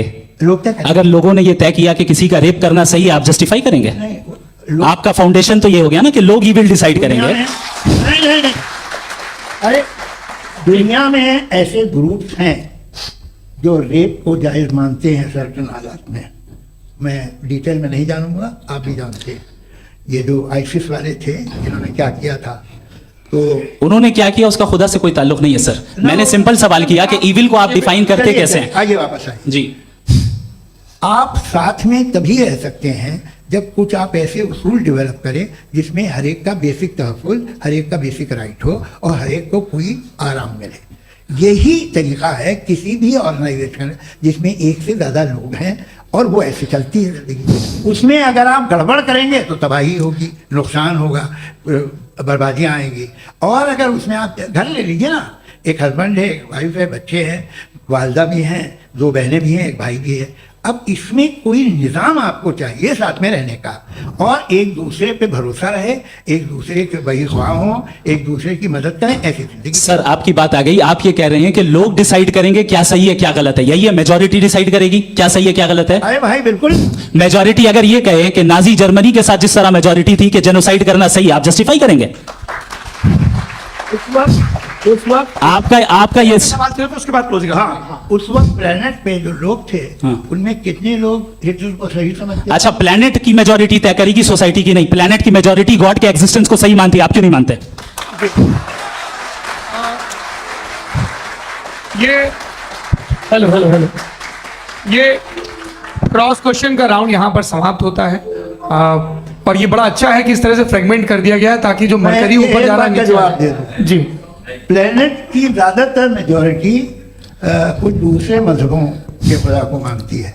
आप उन्हें क्यों- नहीं, आप तो मेजॉरिटी की बात कर रहे अच्छा, हैं। ये क्लोजिंग majority की बात- आप ये कह रहे हैं इविल और गुड को डिसाइड मेजॉरिटी करेगी। मेजॉरिटी जो कर दे वो सही हो जाएगा। अरे क्लोजिंग भाई, इसको जैसा आप ही लोगों ने तय किया है उसी फॉर्मेट को फॉलो कर लेते हैं। भाई मैंने तो भले लोगों पे एतबार किया और तब मॉडरेशन तय किया। जी, आपके पास 5 मिनट का वक्त है, क्लोजिंग आर्ग्यूमेंट है, उसके बाद हम ऑडियंस से क्वेश्चन आंसर लेंगे जावेद साहब के क्लोजिंग आर्ग्यूमेंट के बाद। Okay, Your time starts now. बहुत शुक्रिया जी। हमारा जो टॉपिक है डज गॉड एग्जिस्ट, मैं इस पे इतने एकेडमिक तैयारी करके आया था। मुझे था कि मैंने सोचा था कि कई सारे मैं आर्ग्यूमेंट्स दूंगा, लेकिन वक्त की भी किल्लत और जावेद साहब बार बार इधर उधर चले जा रहे थे तो उसको भी थोड़ा एंटरटेन करना पड़ गया। डज गॉड एग्जिस्ट पे मैं एक ही आर्ग्यूमेंट दे पाया। आर्ग्यूमेंट्स बहुत हैं और डेफिनेटिव आर्ग्यूमेंट्स हैं, और मेरे आर्ग्यूमेंट को किसी एक राउंड में भी इन्होंने एंटरटेन नहीं किया और रेफ्यूट नहीं किया। एक राउंड में भी नहीं, एक राउंड में भी नहीं। कौन सा? और ना ही अभी आपका क्लोजिंग आर्ग्यूमेंट आएगा। नहीं, वो बता देना। Argument of contingency sir. अरे मैं आपसे कई बार कह चुका हूँ कंटीजेंसी का मतलब अब मैं कैसे समझाऊं आपको आपस में हाँ आप और कितने आसानी से समझाऊं मैं, मुझे तो नहीं समझ में आ रहा है। आप अपनी आर्ग्यूमेंट ऑफ कंटीजेंसी उर्दू में बोल सकते हैं। हाँ आप अपनी बात पूरी कर लें जी। आखिरी 4 मिनट। दूसरी चीज, just a minute please ma'am, can I talk? दूसरी चीज ये है कि आपने एक तो इसका जवाब नहीं दिया, दूसरा आपने गॉड के ना होने पर कोई डेफिनेटिव आर्गुमेंट नहीं दिया, सिर्फ मजहब पे बात कर रहे हैं आप। मजहब तो आज हमारा टॉपिक ही नहीं था, आज तो हमारा टॉपिक हो आप मजहब से ले लेकर आईएस तक चले गए। भाई हमारा क्या ताल्लुक है उससे? We condemn them. और उसका गॉड से क्या ताल्लुक है? अगर कोई गलत काम कर रहा है, किसी ने किसी को कत्ल किया, किसी ने किसी का रेप किया, उसको सजा मिलनी चाहिए। और आपके पास कोई भी rational strong foundation of morality नहीं है। आपने कहा कि मेजॉरिटी तय करेगी सोसाइटी की, वो सही होगा। मैंने कहा हिटलर को, फिर आप सही कहेंगे नहीं नहीं नहीं नहीं, प्लैनेट की सोसाइटी की मेजॉरिटी तय करेगी। तो प्लैनेट की मेजॉरिटी गॉड के एग्जिस्टेंस को मानती है, आप कह रहे हैं ये रिलीजियस है। तो यानी आपके पास कोई स्ट्रॉन्ग फाउंडेशन नहीं है ऑब्जेक्टिव मोरालिटी का। ऑब्जेक्टिव मोरालिटी का अगर कोई फाउंडेशन है तो वो सिर्फ गॉड है, गॉड है, गॉड है। थैंक जी। ये मुफ्ती शमाइल नदवी साहब का क्लोजिंग आर्ग्यूमेंट था। अब हमारे पास जी ये बड़ा अच्छा है कि दोनों लोगों को मॉडरेटर से शिकायत भी और बोल रहे भाई हमारी शाबाशी भी तो करते चलो। अब मेरी बात जी आपके पास जावेद अख्तर साहब 5 मिनट का वक्त है, ये आपका क्लोजिंग आर्ग्यूमेंट है, टाइम रीसेट कर दें जी। देखिए बहुत सारी बातें हैं। गॉड का डेफिनेशन दुनिया के किसी भी रिलीजन में है कि वो ओमनीपोटेंट है, ओमनीप्रेजेंट है, he is just, he is kind, he loves you and so on. मैं जब दुनिया देखता हूँ तो मुझे कोई ऐसा सुप्रीम पावर यहाँ दिखाई नहीं देती है जो इंसान की बहबूदी के लिए कुछ कर रही हो, कमज़ोर को बचा रही हो, मदद कर रही हो, जालिम को पीछे हटा रही हो। मैं नहीं देखा, तारीख में नहीं। एक तो अगर है और ये देख रहा है तमाशा तो उसका होना न होना बराबर है। दोम ये कि ये जो है, जब आप ये कहते हैं कि कायनात जिसकी कंटीजेंसी है, मैं देखिए लफ्ज़ इस्तेमाल किया मैं, तो ये कैसे हो सकती है बात? और फौरन आप सरेंडर कर देते हैं कि जाहिर है कि इसका बनाने वाला तो इससे 10,000 गुना था तो कॉम्प्लिकेटेड होगा, उस पर आपके होने पे कोई इतराज नहीं है। उसे वो टाइमलेस है, वो पहले से था, टाइम तो बहुत बाद में आया। ये सब आप मानने को तैयार है जिसका आपके पास कोई सबूत नहीं, आपके पास कोई रीजन नहीं। आपकी तारीख क्या है मजहबों की? बिलीफ की, जो खुदाओं का बिलीफ है, ये कॉन्स्टेंटली गलत साबित होता रहा है। मतलब आप कहें कि अरिस्टोटल के ज़माने में तो सब जाहिल थे, वो भी इतने ही यकीन से खुदा पे यकीन रखते थे, जो अब नहीं रहा। ये भी नहीं रहेगा, आप लिख लीजिए। और इसके आसार आपको दुनिया में दिखाई देना शुरू हो चुके हैं। ये बहस क्या आज से 100 साल पहले इस तरह हो सकती थी? यहाँ तक तो आपको हम ले आए हैं। तो सर अरे इनको मदद की जरूरत नहीं भाई, ये सेल्फ सफिशिएंट आदमी, आप क्यों इनकी मदद कर रहे हैं? Sir please. तो ये जो है तमाम बातें अपनी जगह हैं। ये एक पैकेज है। आप अकेले, कोई आदमी ऐसा नहीं जो सिर्फ गॉड को मानता, उसके साथ बहुत पैराफर्नेलिया आता है, अलग अलग पैराफर्नेलिया आते हैं। They have always created chaos in the society. मैं तो आपको सीधा ऑफर देता हूँ कि दुनिया में 10 इंपॉर्टेंट बिलीव्स हैं। आप एक मानते हैं, 9 नहीं मानते, 9 में आप एथीस्ट हैं, 9 को आप बिल्कुल रीजनेबली मेरी तरह देखते हैं। तो 90 मजहबी आदमी भी 90% एथीस्ट है, वो दूसरे खुदा नहीं मानता, एक खुदा मानता है अपना वाला, बाकियों को कहता है गलत है। अगर आप मानना ही बंद कर दें तो आपका 10% चांस है कि आप सही हैं और 90% चांस है कि आप गलत हैं। मेरा मशवरा है आप मानना छोड़ दिए तो 50% चांस होगा कि आप सही हैं और 50% चांस होगा, 40% आप गेन करेंगे बाय बिकमिंग एन एथीस्ट। ये एक फरसूदा ख्याल है, ये खत्म हो रहा है।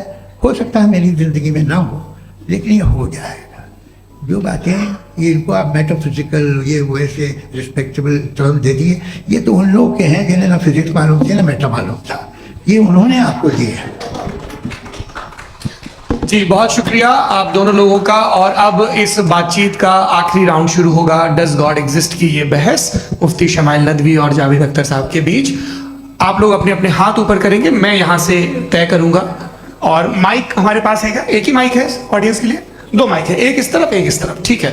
तो जी सबसे पहले हमारी सहयोगी है मारिया शकील जी, पूछिए सवाल।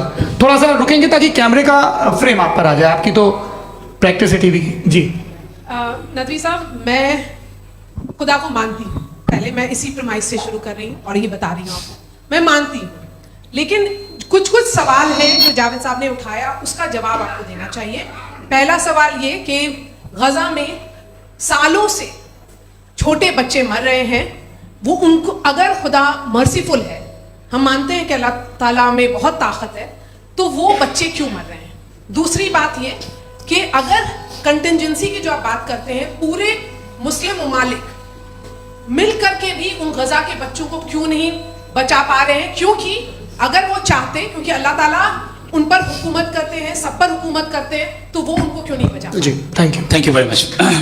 बहुत अच्छा किया आपने इस चीज़ को जिक्र कर दिया, मैं इसको और अच्छे से एक्सप्लेन करने की कोशिश करता हूँ। देखें, जहाँ तक आपने कहा कि गजा के बच्चों को मारा जा रहा है, देखिए दो वर्ल्ड व्यू है, एक एथिस्टिक वर्ल्ड व्यू, एक थीस्टिक वर्ल्ड व्यू है। बच्चे मर रहे हैं दोनों वर्ल्ड व्यू में, लेकिन हमारा वर्ल्ड व्यू कह रहा है कि रिकॉम्पेंस है, ये कह रहे हैं कि उनका मरना बेकार जाने वाला है, कोई उसका रिकॉम्पेंस नहीं है, चूंकि इनके यहाँ आखिरत और अल्लाह का कोई तसव्वुर या गॉड का कोई तसव्वुर नहीं है। आपने ये सवाल किया कि गॉड मर्सीफुल है, क्यों नहीं रोकता? ये मैंने बताया कि ये मिसकंसेप्शन है लोगों के दरमियान कि गॉड को सिर्फ मर्सीफुल और ओमनीपोटेंट समझते हैं। गॉड के सिर्फ यही दो एट्रीब्यूट्स नहीं है, गॉड के कई सारे एट्रीब्यूट्स हैं, उनमें से अल हकीम भी है, उनमें से ऑल वाइज भी है, ऑल नोइंग भी है। लिहाजा अगर इस दुनिया में किसी को तकलीफ आ रही है और गॉड उसको नहीं रोक रहा है, वो इसलिए नहीं रोक रहा है चूंकि इंसानों को फ्री विल दिया गया है। ठीक इसी तरीके से अगर एक डॉक्टर किसी छोटे बच्चे को इंजेक्शन लगा रहा है, उसे तकलीफ पहुंच रही है, उसके लिमिटेड पर्सपेक्टिव के एतबार से यह गलत हो रहा है और डॉक्टर बुरा है। लेकिन जब आप ब्रॉडर पिक्चर को देखेंगे, आपके और हमारे पास सिर्फ एक पिक्सल है, हमें इतना नजर आ रहा है कि गजा में कत्ल हो रहा है, लेकिन इसके पीछे कितना रिकॉम्पेंस उनको मिलने वाला है, पूरा पिक्चर गॉड के पास है। तो एक पिक्सल से आप पूरे पिक्चर को कभी भी जज नहीं कर सकती। आप इसमें कुछ जोड़ना चाहेंगे? आपको कुछ बोलना है इसमें? भैया आपने बहुत अच्छा जस्टिफिकेशन दिया, या आप वो जो वहाँ के प्राइम मिनिस्टर इजराइल के उन्हें भेजिए, वो बहुत खुश होंगे। आप जस्टिफिकेशन दे देना कि अगर गॉड नहीं है तो बच्चे क्यों मर रहे हैं, आप बताएं। वो ये सवाल पूछ रहे हैं कि अगर आप ईश्वर का अस्तित्व नहीं मानते हैं तो उन बच्चों की मौत को आप कैसे इंटरप्रेट करते हैं? भाई ये दुनिया जो है, जो ताकतवर लोग होते हैं वो एक नाइंसाफी करते हैं। तो ये अच्छा काम है, आपके नजदीक तो नेचर नाइंसाफी पे मबनी है। अरे मेरे भाई, आप नेचर की कहाँ बात कर रहे हैं, तो इंसान की बात। तो फिर जब मैं इंसान की बात कर रहा था, आप नेचर की बात करने लगे। क्रॉस एग्जामिनेशन नहीं, हाँ अब आप मुझे बोलने नहीं देंगे तो अलग बात है, आप बोलिए, मैं मुझे कुछ जी नहीं, ये क्रॉस एग्जामिनेशन बोल तो लेने दीजिए जी, बोलिए। ठीक है। बात ये है कि ह्यूमन सोसाइटी तभी साथ में रह सकती है जब वो मोहब्बत से, एकता से, एक दूसरे के एहतराम करके रहे। इसके अलावा पॉसिबल नहीं है, अकेले तो इंसान रह नहीं सकता। वहाँ पर कुछ लोग हैं जो फाउल करते हैं, वो फाउल हमेशा से तारीख में होता आया है। आज ये हो रहा है, जो हो रहा है बहुत बुरा हो रहा है, बहुत जालिमाना है, बहुत जाबराना है। उसको आप कहें कि ये बच्चों को कॉम्पनसेशन मिल जाएगा या इसकी मतलब इंजेक्शन है, इंजेक्शन तो हेल्थ के लिए दिया जाता है। आप ये कह रहे हैं कि ये बच्चों की जो धज्जियां उड़ रही हैं ये इंजेक्शन है, ये टेस्ट है, ये टेस्ट है और उस टेस्ट में उनको ऐसा रिकॉम्पेंस मिलेगा जो आपके तस्वुर के बाहर है। ये आप 3 बरस के बच्चे को बारूद से उड़ा के टेस्ट ले रहे हैं? वाह, वो नहीं ले रहा है, खुदा नहीं उड़ा रहा है, इजराइल उड़ा रहा है जी। ये तो उसको कंडेम अगला सवाल लेते हैं, प्रोफेसर पुरुषोत्तम अग्रवाल। मुफ्ती साहब, एक निवेदन आपसे है कि कम से कम थोड़ा सा माइक क्लोज एक रिलीजियस और फिलोसफिकल कर मैम प्लीज। एक रिलीजियस और फिलोसफिकल ट्रेडिशन है जो ब्रह्मांड को यानी यूनिवर्स को ही अंतिम मानती है। सर्वम खलु इदम ब्रह्मम, this is Chandogya Upanishad and it completely rules out the existence और नेसेसिटी, आपके शब्दों में necessity of a creator. The creation itself is the creator. तो एक मिनट प्लीज। दूसरा जो सवाल आपने अभी, जो आप बार बार कह रहे हैं कि भगवान विद्वान भी है, वाइज, सब जानने वाला, तो अगर विजडम में दुनिया भर के पापों और अत्याचारों को बर्दाश्त करना शामिल है, तो फिर इसका मतलब यह हुआ कि अगर मैं फ्री विल से उसको अपोज करता हूं तो ईश्वर की विजडम और मेरी फ्री विल में कॉन्ट्राडिक्शन है। Because when I am opposing whatever is happening in Gaza, then I am opposing the God's will और गॉड्स विजडम। जवाब लेते हैं तो गॉड की विजडम, एक मिनट सर प्लीज सर, ये एक जुमला। गॉड की विजडम है कि गाजा में जो कुछ हो रहा है वो हो रहा है, मैं उसको अपोज कर रहा हूं, तो मैं गॉड की विजडम के खिलाफ जा रहा हूं। एक सवाल। दूसरा ये नहीं, आपने 2 ऑलरेडी। सर आप और सवाल कर लें, लेकिन मुझे 2 जवाब दे। पहले आपने ये कहा, सुनिए मेरी बात सुनिए। इजराइल के मुताबिक तो आपका ठीक हो रहा है ना? नहीं हो रहा है, ठीक नहीं हो रहा है। मैं बता रहा हूँ क्या हो रहा है, आप तशरीफ रखिए, मैं बता रहा हूँ क्या हो रहा है। Let me complete please. एक सेकंड गाइस, एक सेकंड मुफ्ती साहब, ये देखिए ऐसा है कि ये सब बड़ा आपस में विचार विमर्श के बाद ये तय हुआ था कि कुछ नियम बना लिए जाएं ताकि एक टाइम बाउंड बातचीत चले। और भाई साहब, आप बड़ा जरूरी काम कर रहे हैं लेकिन कैमरे के फ्रेम में आके उस काम को गड़बड़ कर दे रहे हैं। ठीक है गुरु, अब मेरे को कहीं का गुस्सा कहीं निकालना था, सॉरी। नहीं, कोई गुस्सा नहीं है जी। तो प्रोफेसर ने सवाल पूछे, आप उनके जवाब दें, और थोड़ा ये सब लोग थोड़ा ख्याल रखें भाई, सवाल संक्षिप्त रखें जी। आपने 2 सवाल किए। सबसे पहला ये कहा कि हमारे पास ये कॉन्सेप्ट है कि ये यूनिवर्स खुद नेसेसरी बीइंग है, creation itself is the creator. How irrational is this कि मैं एग्जिस्ट करूंगा बाद में, लेकिन अभी एग्जिस्ट कर भी रहा हूं, यानी एक ही टाइम में एग्जिस्ट भी कर रहे हैं, नहीं भी कर रहे हैं। This is not true. दूसरी चीज, आपने कहा कि अगर इजराइल में, सॉरी माफ कीजिएगा, Israel doesn't exist, occupied Palestine में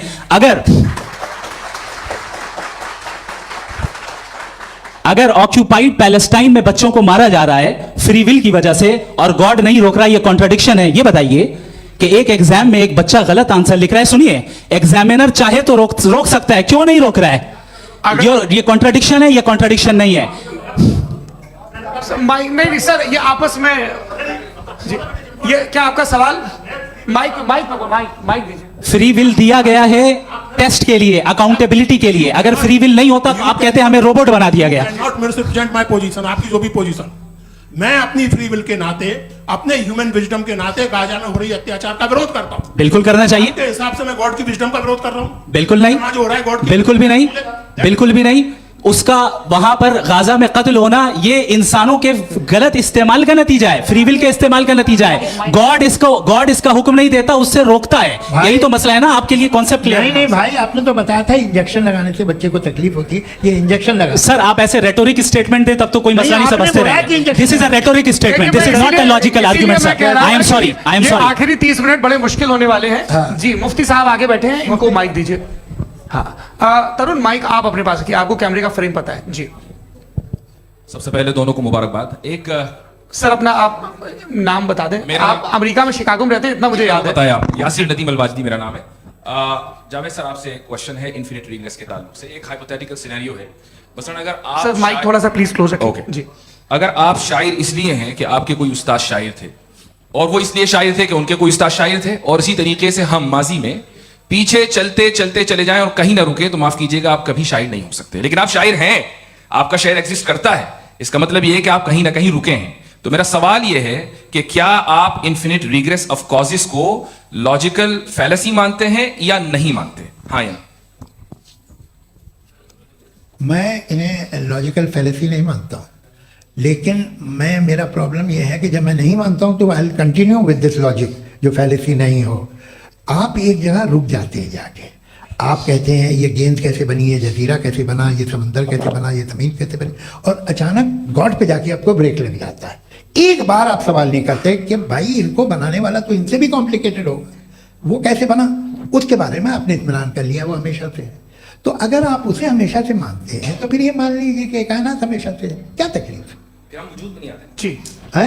हम मौजूद नहीं। अच्छा सर क्यों नहीं होता? मैं बताऊं प्लीज। जैसे मैंने मिसाल दी आपके शेर, आपका शेर कभी वजूद में ना आता अगर शायर इसी तरह चलते रहते हमेशा। जी माइक मेरे ख्याल से एक सेकंड। इन्फिनिट रिग्रेस का कॉन्सेप्ट क्लियर नहीं हो पाया सर, रहने दे, लेट्स मूव ऑन सर। ठीक है। हाँ थोड़ा सा मॉडरेटर का भी ख्याल रखें। नहीं आपने तो रखा है, आपने रखा है। यहाँ पे गौहर रजा साहब हैं, वो भी एक सवाल पूछना चाहते हैं। माइक नीचे से ऑन कर दिए नीचे। पहले तो ये कह दूं कि मैं उन बच्चों से शर्मिंदा हूं जिनको गजा में कत्ल किया गया, क्योंकि हमारे होते हुए कत्ल किया गया। लेकिन उससे ज़्यादा शर्मिंदगी इस बात से हुई कि मुझे लगा कि मुफ्ती साहब उसको जस्टिफाई कर रहे हैं। बिल्कुल भी नहीं, आप बहुत ही गलत, मुझे लगा मैं गलत हो सकता हूं। बिल्कुल गलत। मैं सवाल पूछ रहा हूं, मैं सवाल पूछ रहा हूं। मैं जावेद भाई से डिसएग्री करता हूं। एक सेकंड देखिए, अगर देखिए ऐसा एक सेकंड आप सर वेट अरे आप कुछ मेरे पहले मुझे अपनी बात कह लेने दीजिए। अगर ऑडियंस तय करेगी तो फिर मॉडरेटर का मतलब नहीं। मेरा आप सबसे ये कहना है, ये बहस दो लोगों के बीच में है, एक तरफ मुफ्ती साहब, एक तरफ जावेद साहब। पिछले 1.5 घंटे से ये लोग अपने अपने तर्क रख रहे हैं। आपकी इनसे इत्तेफाकी हो सकती है, ना इत्तेफाकी हो सकती है। मेरे उस्ताद मुझे सिखा गए हैं कि मुखामुखम में असहमति की गुंजाइश बची रहनी चाहिए। अगर मैं आपकी बहुत इज्जत करता हूं गौहर साहब, आपने जो कमाल की किताबें लिखी साइंटिफिक टेम्परामेंट, लेकिन मेरी ये गुजारिश है आप सबसे कि यदि आप इन लोगों ने जो बोला उन पर टिप्पणियां करेंगे तो ना वक्त की पाबंदी रहेगी ना अनुशासन। आप सवाल पूछ लें, उस सवाल में जो बात आ जाए वो आ जाए। मैं जावेद साहब से डिसएग्री करता हूं, इसलिए जावेद साहब से सवाल पूछ रहा हूं। आपका सवाल जावेद अख्तर साहब से। और सवाल यह है मेरा कि जावेद साहब ने कई बार लॉजिक का इस्तेमाल किया कि साइंस में लॉजिक है और रिलीजन में लॉजिक नहीं है। मेरा ख्याल यह है कि रिलीजन में भी लॉजिक है, लेकिन उस लॉजिक की बेसिस ये है कि आप रुक जाते हैं, जिसका जिक्र जावेद साहब ने बार बार किया, यानी खुदा के तसव्वुर पे आते हुए, गॉड के तसव्वुर पे आते हुए रुक जाते हैं। और इसमें सवाल पूछना मतलब फॉरबिडन होता है। सवाल यह है कि क्या जावेद साहब इससे एग्री करते हैं कि साइंस की लॉजिक अलग है और रिलीजन की लॉजिक अलग है? बताइए सर। देखिए, तीन चीज़ें हैं, साइंस है, एक है मंतिक है, इस्तिदलाल है, और एक जो है कुछ भी नहीं है, फेथ है, अकीदा है। मैं अकीदे की लॉजिक का कायल नहीं हूँ। मुझे आप इस्तिदलाल से, लॉजिक से, रीज़न से समझाइए, मैं मानने को तैयार हूँ, मेरा क्या नुकसान होगा। लेकिन ये कि अकीदे पे मैं नहीं जा सकता हूँ। अकीदे का मतलब है कि तुम ये मान लो, सवाल ना करो, ये नहीं। आप सारी बातें करके, बड़ी साइंटिफिक बातें करके एक जगह जाके खुदा के वजूद पे रुक जाते, सरेंडर कर देते। मैं सरेंडर करने को तैयार नहीं। That's all. जी, ये आगे सर बैठे हुए हैं, इनको माइक दीजिए। भाई वो आपको क्या चाह रहे थे? हाँ, नहीं जी, आपका नाम? आसिम इफ्तिखार। आसिम जी, पूछिए। सर, जावेद सर से सवाल है कि आपने अपने माइक थोड़ा करीब अपने क्लोजिंग स्टेटमेंट में ये बात कही थी कि मज़हब का जो फ्यूचर है वो ज़्यादा दिन नहीं जाने वाला है, लेकिन मैं देख पा रहा हूँ कि जो ऑक्सफोर्ड यूनिवर्सिटी की एक स्टडी है 2011 में हुई है, जिसके 50 एकेडमिशियंस ने इसको अंजाम दिया था, उसमें वो ये कहते हैं कि जो फेथ इन गॉड है वो इनबिल्ट है ह्यूमन नेचर के अंदर, जिसको हम कहते हैं फितरत के अंदर शामिल है वो। और वो ये कहते हैं कि अगर कोई ये समझता है कि मज़हब को वो ख़त्म कर देगा तो ये उसकी गलत फहमी है। तो आप इसके बारे में, इस स्टडीज़ के बारे में क्या कहते हैं? ठीक है, मैं उनसे एग्री नहीं करता हूँ। वो कौन से प्रोफेसर होंगे? ऐसा उनके पास डेटा है, इन्होंने डेटा के बेसिस होगा। डेटा क्या हो सकता है? फ्यूचर का डेटा तो नहीं हो सकता ना उनके पास, प्रेजेंट का डेटा हो सकता है। डेटा आपने सुना 100 साल पहले का बाद का डेटा? मैंने तो नहीं सुना आज तक। तो आज उनकी ये राय है और हो भी रहा है, ठीक है। दुनिया में तरह तरह की राय है लोग, लेकिन मैं समझता हूँ कि वक्त के साथ इंसान ज़्यादा से ज़्यादा रीजनेबल और लॉजिकल होता जा रहा है। आज आप देखिए वेस्टर्न यूरोप में क्या परसेंटेज है नॉन बिलीवर्स की, बहुत हाई। वहाँ चर्च खाली पड़े होते हैं। तो अल्टीमेटली तो इंसान कोई ऐसी बात बहुत अरसे तक नहीं मान सकेगा, चाहे गलत या सही, जो उसे, उसके दिमाग को, उसके जहन को, उसकी लॉजिक को अपील ना करे। वो कह रहे हैं तो ऑक्सफोर्ड के होंगे तो कैम्ब्रिज के होंगे, तो मुझे क्या लेना देना। उनका डेटा मुस्तकबिल का नहीं हो सकता है। जी, दीपक, हाँ पूछिए। मैं आऊँगा, अभी पीछे की साइड भी आऊँगा, माइक वहीं भेजूंगा 2-3 साल के लिए। जी जावेद साहब, आपसे सवाल है। नमस्ते। अरे भाई, सर, अगर आप ही लोग को तय करना है तो फिर 200 लोग तय कर लेंगे। नहीं sir, please don't do this sir. Everybody has a right sir, but we can only take selected questions. Sir, ये यंग लोग भी हैं तो इनकी ये आप उतने यंग, भाई आप यंग हैं कि नहीं हैं? वो कह रहे हैं वो भी यंग हैं साहब, आप उनकी नौजवानी पर दावा उनको ही करने दें। हाँ मुफ्ती साहब, आप यंग, हाँ पूछे। अरे भैया सर, मेरा सवाल ये है, इनसे भी तो पूछो जी। बस आपसे एक सवाल है। जैसे थीस्टों के पास, अपने जो ईश्वर को मानते हैं, उनके पास अपने सोशल गेट टुगेदर्स हैं। 5 रोज़ा क्रिसमस आने वाला है, होली है, दिवाली है, ईद है। एथिस्ट क्या ऑफर कर रहे हैं? मतलब मैं इनकी दुकान से बुरमा आना चाहता हूँ उस तरफ, पर मैं अट्रैक्ट नहीं हो पा रहा हूँ। मैं सोशल गेट टुगेदर्स क्या है आपके पास? वो ये कह रहे हैं कि जो धार्मिक लोग हैं, अलग अलग धर्म के लोग, उनके उत्सव त्योहार कॉन्ग्रेगेशन बहुत हैं। अब आपको मैं एक सुनाता हूँ, यहाँ हिस्टोरियन भी बैठे हैं। मृदुला जी, आप बताइएगा सही है क्या? ये एक कॉन्स्टेंटाइन, एक ग्रीक रोमन बादशाह था, जो क्रिश्चियनिटी आने के 400 साल बाद उसने डिसाइड किया कि मैं क्रिश्चियन हो जाऊंगा, मेरी पूरी स्टेट कैंसिल हो जाएगी। उस जमाने में ऐसे ही होता था, राजा जो धर्म इख्तियार करता था वो जनता भी कर लेती थी, इसलिए कि वो हो गया था बैंकरप्ट। और उसे जो मेडिटेरियन कोस्ट के रिच क्रिश्चियन वो थे मर्चेंट, उससे पैसा चाहिए था। तो उसने कहा यार क्रिश्चियन हो जाओ। तो उसने अपने वजीर से कहा कि भाई ये हिस्ट्री है कि अब हम लोग क्रिश्चियन हो जाते हैं। पहले सर हो जाएंगे, कोई प्रॉब्लम नहीं है, लेकिन एक प्रॉब्लम ये है कि 17 दिसंबर से 25 दिसंबर तक जो पेगन फेस्टिवल होता, जो पेगन स्टेबल हो, जो फेस्टिवल होता है वो बंद हो जाएगा, इसलिए कि हम क्रिश्चियन हो गए तो होगा नहीं। तो वो बच्चों को बहुत बुरा लगेगा, पब्लिक को बहुत इंजॉय करते हैं, खासतौर से 25 को मेन डे। तो हाँ ये तो सही कह रहे हो, ये जीसस क्राइस्ट की पैदाइश कब थी? पहले था वो अप्रैल में थी, नहीं कट करो, वो 25 दिसंबर को। ये हकीकत है जी। और 400 साल बाद क्रिश्चियनिटी के अप्रैल से दिसंबर ले आए, और इसलिए कि यहाँ पेगन फेस्टिवल होता था। अब मनाते हैं आप आराम से। ये जो सारे फेस्टिवल हैं ये रिलीजन थे, हर एक को एक इंटरटेनमेंट डिपार्टमेंट चाहिए होता है अपनी कंपनी चलाने के लिए। तो ये रिलीजन ने, ये सेकुलर त्योहार थे जिन्हें रिलीजन ने ले लिया है।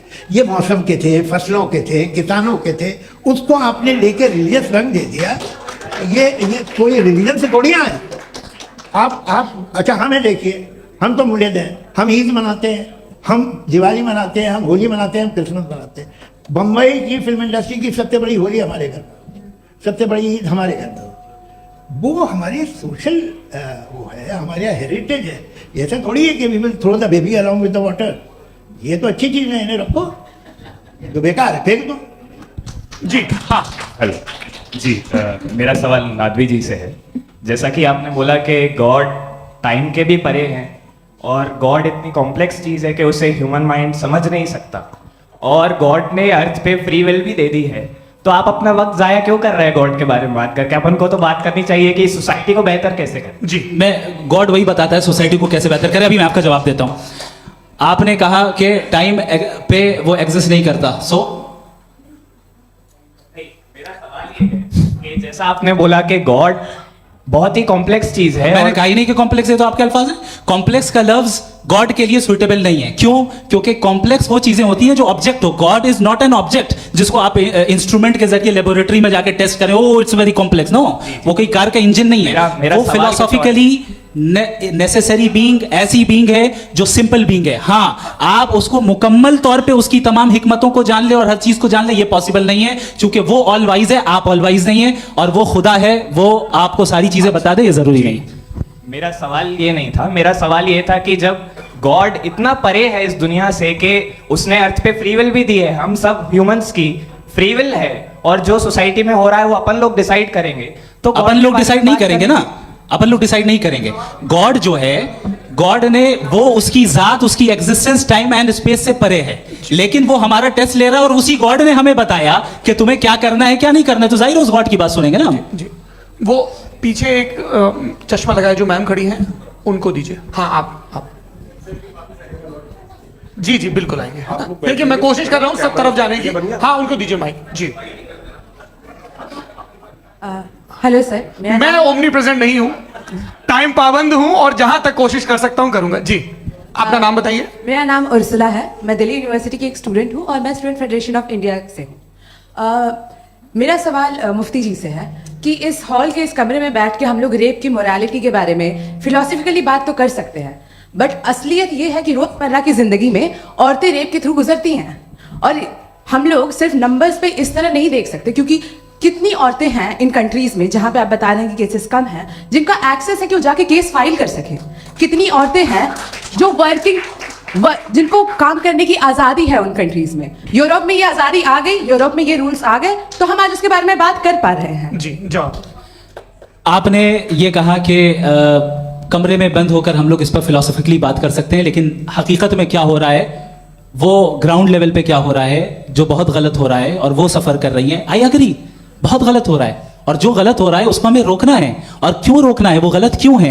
हमारे पास इसका ऑब्जेक्टिव फाउंडेशन है, इनके पास उसका ऑब्जेक्टिव फाउंडेशन नहीं है। मैं ये कहना चाह रहा हूं कि जहां पे भी जुल्म हो रहा है, जहां पे भी औरत पे जुल्म हो रहा है, या उसकी इज्जत लूटी जा रही है, या उसे तकलीफ पहुंचाई जा रही है, और सिर्फ औरत नहीं, किसी इंसान के ऊपर भी जुल्म हो रहा है, तो उसके खिलाफ खड़ा होना, ये मोरालिटी हमारे पास गॉड के पास से आई है। वरना जावेद साहब तो कह रहे हैं कि जो है मेजोरिटी डिसाइड करेगी, तो मेजोरिटी तो कभी भी बदल सकती है। क्या आप नातू? हाँ। ये थोड़ी सी आपको गलतफहमी है। मैं अगर मेरे जुमले से ये बदला निकला या मैंने कहा, तो ये जुमला मैं वापस लेता हूँ। ये मेरा मतलब ही नहीं था कि मेजॉरिटी डिसाइड करे। मेजॉरिटी डिसाइड करे तो दुनिया में बड़ी, वैसे आपने कहा था ये जुमला, मैं मान रहा हूं। बाद में रिकैप कर लेंगे। अरे एक सेकंड, मैं अपनी एक्सप्लेनेशन देता हूँ। मुनासिब बात यह है कि हम सब के सब दिल में जानते हैं कि क्या अच्छा है क्या बुरा है, हमें पता है अच्छी तरह से। जो लोग बुरे काम करते हैं उन्हें भी मालूम अच्छा क्या है। यही तो सवाल था हजरत कि फिर ये मोरालिटी आई कहाँ से? क्रॉस एग्जामिनेशन, हाँ जी हाँ। मोरालिटी साथ रहने की डिजायर से आई। यानी साथ रहकर जो कुछ कह दे जो कुछ कर दे वो हो जाएगा? नहीं नहीं, तो आप कायदे से रह ही कर सकते हैं जब तक लोगों में मोरालिटी हो, वरना आप क्यास हो जाएगा। ये आपको कैसे पता? जी हमने देखा ना जहाँ मोरालिटी का क्यास हो गया, हम देखते हैं। कहाँ पे देखते हैं? भाई दुनिया में आप जो आप एक अभी कहीं मैं पे आप अगर लोगों गलत को हो रहा है इस बहस तो के उसको बाद आप मैं गलत लोगों देखिए। को सर, मुफ्ती आप साहब, मैं- एपिस्टेमोलॉजी की बात मुफ्ती कर रहे हैं, मैं ऑन्टोलॉजी की बात मुफ्ती कर रहा साहब, हूँ। मैं इस बहस के बाद फाउंडेशन आप क्या है? दोनों लोगों को चाय पे फाउंडेशन होस्ट करूंगा, वहां पे क्रॉस एग्जामिनेशन कर लीजिए। अभी ऑडियंस का हक मार रहे हैं आप लोग भाई, सर। जस्ट लोग हैं आप लोग। और ये भाई ये हाँ उधर उधर आएंगे, उधर इनको आएंगे। जी सर आएंगे आएंगे। अच्छा सर मेरा नाम लईकुर रहमान है और मैं अलीगढ़ मुस्लिम यूनिवर्सिटी का स्टूडेंट हूँ। और जहाँ तक मुझे पता है कि sir you are also product of Aligarh Muslim University. मैं भी उसी चमन का बुलबुल। हाँ सर, तो बहुत खुशी हुई मुझे जान करके कि मैं आपसे मिलूंगा। सवाल सर मेरा सवाल ये है, सर सैयद अलैहि रहमा का नज़रिया ये था कि खुदा के वजूद को अक़ल के दायरे में रह करके तलाश करना, न कि पूरी तौर से उसका इनकार कर देना। Sir how will you define it? नहीं नहीं, तो ये तो आप इन्हें बताइए। ये सर, सवाल है आपसे। कि खुदा का वजूद साबित कर रहे हैं। नहीं तो सर आपने इनकार कर रखा है, इस वजह से मेरा क्वेश्चन उन्होंने यही एक सेकंड सर सैयद ने यही कहा ना कि जी। अकल से आप खुदा के वजूद को हाँ। साबित नहीं कर सकते, यही कहा ना भाई। वो उन्होंने कहा कर सकते हैं और वो कर दिया गया आज। हाँ, वो फोन दो। तलाश करना या साबित करना अकल से ताल्लुक, अकल से नहीं हो सकता। अरे सवाल तो सुन लीजिए जी। अकल से नहीं हो सकता है, यही कहा ना आपने। अकल से हो सकता है। अरे वो यही कह रहे हैं भाई, आप बता रहे हो सकता है, वो तो कुछ और। आप अगर सर देखो नौजवान, फोन ले लो, इतनी कमाल की यूनिवर्सिटी है। अरे भाई दे दो उन्हें जरा, एक मिनट अरे दे दो भाई मेरी बात सुनो, नहीं, माइक मैं में बोलो ताकि जो लाखों लोग देख रहे हैं। माइक दे दो ना। अरे देंगे ना माइक, तुम ठहरो तो। हाँ सर मेरा सवाल ये था कि सर सैयद अलैहि रहमा का एक नज़रिया था अपना कि खुदा का जो वजूद है उसको अकल के दायरे में रह करके तलाश करना है, न कि पूरे तौर से इनकार कर देना है। ये उनका कॉन्सेप्ट था। लेकिन मेरा सवाल ये है कि आप इसको कैसे डिफाइन करते हैं, एक्सप्लेन कैसे करेंगे? मैं आपसे जानना चाहता हूँ, क्योंकि you are the product of Aligarh Muslim University. मुझे अकल के दायरे में रखे, मैंने बहुत तलाश की, मुझे मिला नहीं। हाँ ये इधर वो चश्मा लगाए जो, हाँ उनको दे दीजिए। जी जी फटाफट पूछिए, बस 5 मिनट है, 5 मिनट में खत्म हो रहा है। हाँ अस्सलाम वालेकुम मुफ्ती साहब। एंड मेरा सवाल जावेद अख्तर साहब से। क्या नाम है आपका? अरे भैया जब मुझे जब पूछ रहे हो फैज पूछिए फैज साहब। तो मेरा सवाल ये है कि अभी जो एथियस्ट है वो problem of evil argument use कर रहे हैं अगेंस्ट मुस्लिम्स, राइट? कि इस दुनिया में इतना सारा इविल है और अगेंस्ट मुस्लिम तो यहाँ अगेंस्ट थियस्ट। हाँ थोड़ा सा करेक्ट कर लीजिए भाई, पूरी मशक्कत ही इसी बात की थी, इसी एक मजहब पे बात ना टिके। जी, तो बेसिकली ये आर्गुमेंट ऐसा है कि इस दुनिया में इतना ज्यादा इविल एग्जिस्ट करता है और अगर एक ऑल गुड गॉड है तो वो रोकता क्यों नहीं है? लेकिन इस सवाल में एक हिडन अजम्पशन ये है कि इस दुनिया में ईवल एग्जिस्ट करता है। अब एथियस्ट ये कैसे ऑन्टोलॉजिकली प्रूव कर सकते हैं कि इस दुनिया में ईवल एग्जिस्ट करता है? मैं आपको बताता हूँ, थोड़ा सा समझाएं। नहीं सर हम लोग इनको सुनने आए। नहीं please don't do that. I want to explain ontologically. हम समझ गए सर, इनको अब जवाब दे दीजिए। अच्छा सवाल पूछ लो मैं। अभी तक क्या था वो मैं थोड़ा सा ऐड ऑन कर लेता हूँ। तुम गुरु, तो हम जब इसका राउंड 13 करेंगे ना तब तुमको स्टेज पे बिठाएंगे। जी तो हाँ जल्दी से। तो देखिए एथियज्म के हिसाब से सब कुछ रैंडमली बन गया है, सब कुछ एटम्स और मॉलिक्यूल्स है। एक पत्थर में और मुझ में सिर्फ इतना फर्क है कि हम लोग एटम्स और मॉलिक्यूल्स का अलग अलग रीअरेंजमेंट है। अब एक पत्थर को कोई इंसान तलवार से 2 टुकड़ों में काट दे या मुझे, according to atheism it is same. There is no evil and good according to atheism. जी अच्छा फैज साहब का सवाल ये है कि हाँ कोशिश भी करते तो इससे अलग सवाल नहीं कर पाते। एक लाइफ फॉर्म है और लाइफ फॉर्म में फीलिंग है, मतलब लाइफ फॉर्म सुनता है, देखता है, टेस्ट कर सकता है, फील कर सकता है। तो उसकी जो ये जो क्वालिटी इस बबल में आ गई है वो जानवर में भी है, इंसान में भी है। तो जाहिर है कि उसे कोई तकलीफ पहुंचेगी, तो चूंकि उसके पास वो सेंसिटिविटी है तो मैं करेगा। पत्थर में वो सेंसिटिविटी नहीं है। तो ये क्या सवाल हुआ कि अगर पत्थर को काटा तो पत्थर को तकलीफ नहीं होती, तो आपको काटे तो आपको क्यों तकलीफ हो? बैठ जाइए। जी हाँ अगला सवाल। हाँ पूछिए जी जावेद अख्तर साहब। अरे भैया सब आप लोग मुफ्ती साहब को छोड़ रहे हैं तो मेरे ही पीछे पड़े हैं, क्या कहते हैं? चलो बोलो भाई। You asked how God can exist when children die in Gaza. हाँ? You asked how God can exist when children die in Gaza, and you also mentioned the rise of atheism in Europe. But the same events also are leading many atheists and non-believers to turn towards faith. How do you interpret this contradiction, where suffering pushes some away from God, yet brings others closer to belief? देखिए, आपको एक बात बताऊं, दुनिया perfect तो कहीं भी नहीं है, हर जगह कुछ खामियां हैं। बेटा एक मिनट, मैं आप ही को कहेंगे, देखो वो तो कुछ खामियां, कमजोरियां, खराबियां सब जगह है। लेकिन अगर देखोगे ईमानदारी से कि दुनिया सबसे ज़्यादा महज़ब कहाँ है, एक आम शहरी को कहाँ हुकूक हासिल हैं, वो बोल सकता है, अपनी मर्ज़ी से काम कर सकता है, अपनी मर्ज़ी से राय दे सकता है, हुकूमत के ख़िलाफ़ बोल सकता है, बरसरे इक़्तिदार लोगों के बारे में बोल सकता है, सरमायादारों के ख़िलाफ़ बोल सकता है। तो आपको ये स्कैंडिनेवियन कंट्रीज़ में मिलेगा, वेस्टर्न यूरोप में मिलेगा। मैं नहीं कह रहा वो परफेक्ट है, बिल्कुल नहीं, वहाँ बहुत खराबियाँ भी हैं, परफेक्ट तो कोई। लेकिन जिन जिन मुल्कों में, लैटिन अमेरिका देखो, गल्फ देखो, वहाँ पर आपको ये ज़रूर है कि रेप नहीं होते होंगे। रेप की ज़रूरत क्या है भाई, उसको तो ख़रीद लो, घर में रखो, सड़क पर रेप करने की क्या ज़रूरत है। मगर सुनिए सुनिए सुनिए, मगर हकीकत ये है कि वहाँ शख्सी आज़ादी राय देने की, बोलने की नहीं है। जी, ये एक आखिरी सवाल मुफ्ती साहब से। हाँ मैम, इनको माइक दीजिए। शुक्रिया। मेरा नाम मनीषा है, मैं हरियाणा से आई हूँ। मैं मुफ्ती साहब से एक बात पूछना चाहती हूँ। आप बार बार जावेद साहब को कॉन्ट्राडिक्ट तो कर रहे हैं कि आपने ये कहा, लेकिन आप भी असम्पशंस के बेसिस पे बात कर रहे हैं। आपने खुदा के होने का कौन सा प्रूफ पेश किया है, खुदा की एग्जिस्टेंस का? अब इस सवाल को अलग रहने दीजिए, कौन एथीस्ट है कौन नहीं है। और दूसरी बात जो आपने एक छोटी सी कही थी कि ये फ्री विल का इस्तेमाल करता है इंसान अपनी, लेकिन इस फ्री विल का इस्तेमाल में मतलब खुदा ने ये दे दी सबको ये इजाजत कि वो कितना घिनौनापन और कितने ज्यादा खराब से खराब तरीके इस्तेमाल कर सकते हैं। जवाब सुनते जी। आप फ्री विल को मानती है ना? ये अब कहती है कि फ्री विल नहीं है ना? मानती है ना? तो अब आपके पास इसका कोई एक्सप्लेनेशन नहीं है कि अगर एक इंसान उस फ्री विल का इस्तेमाल करके गलत काम कर रहा है और बच के अच्छी जिंदगी गुजार के निकल जा रहा है, उसका कोई रिकॉम्पेंस नहीं है। हमारे वर्ल्ड व्यू में जो इंसान गलत काम कर रहा है उसको भी रिकॉम्पेंस यानी उसका बुरा बदला मिलना है, और जो सही काम कर रहा है उसको सही बदला मिलना है। लिहाजा जो फ्री विल है वो इस तरीके से है कि एक लिमिटेड टाइम तक खुदा ने मोहलत दी है। ऐसे नहीं कि छूट दे दी, जो करना है करते रहो हमेशा। वक्त आएगा जब एग्जाम का टाइम खत्म होगा तब रिजल्ट आएगा। दौरान एग्जाम जबरदस्ती आपको नहीं बताया जाएगा। अरे भाई एक सेकंड, जी एक सवाल मुफ्ती साहब से मेरा, मुफ्ती साहब से एक सवाल। रुक जाइए, आपसे आप इसके बाद आपसे नहीं रहेंगे। हाँ, बोलिए। मैं मुफ्ती साहब एक ही सवाल करता हूँ कि अगर जो हो रहा है फ्री विल से हो रहा है और एक दिन बरोज़ क़यामत इंसाफ होगा महशर में वगैरह वगैरह, तो दुआ क्यों मांगते हैं लोग? दुआ मांगते हैं इसके मतलब है अभी भी उसने ये डिपार्टमेंट रखा है कि मैं रोजमर्रा की जिंदगी में बिल्कुल बिल्कुल ही कैन। तो तुम कैन हो, तुम मुझे नौकरी दिला देते हो, मेरे बेटे को ग्रीन कार्ड दिला देते हो, और 45,000 बच्चे मरते उन्हें रोकते नहीं हो। नहीं तो क्या आप ये कह रहे हैं कि इस दुनिया में जालिमों को कभी पकड़ी नहीं होती है? अरे जो भी पकड़ होगी, वो बच्चे रोते हैं। बिल्कुल, देखिए मैंने अपने ओपनिंग स्टेटमेंट में यही कहा था कि जनाब जावेद साहब सिर्फ इमोशनल आर्गुमेंट है।